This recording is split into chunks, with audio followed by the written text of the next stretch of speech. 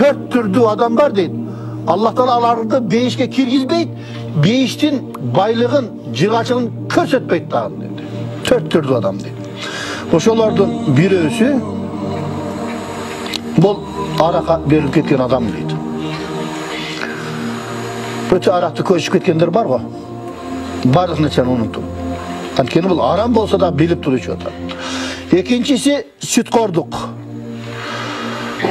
Üçüncüsü jetimdin akısın jegendik.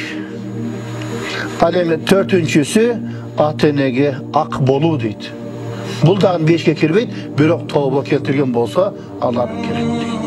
Bürok bilesiniz, biz aşağı akide sağından dele ötüyle jürüyoruz.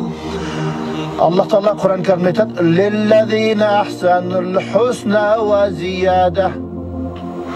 Жақшылық қылғандар үшін бейіштіден ең жақсы нәрселерді береміз, және андан ашықшасын да береміз деп.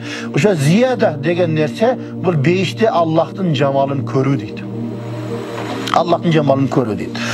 Бізде ошол кейбір мәселелерде келеді, кімде-кім ата-енесін наразы қылған болса, бейішке киреді, бирок бейіште Аллахтың жамалын көре албайды дейді.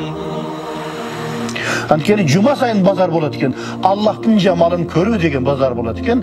Элдин баары жыргап, ошол жерге барып Аллахтын жамалын көрүп, рахатка батат экен. Ата-энесин наразы кылган адам дейт, ал жерде рахатка бата албайт дейт. Аллахтын жамалын көрө албайт. Себеби пайгамбардын хадисинде келет. Аллахтын ыраазылыгы ата-эненин ыраазылыгында.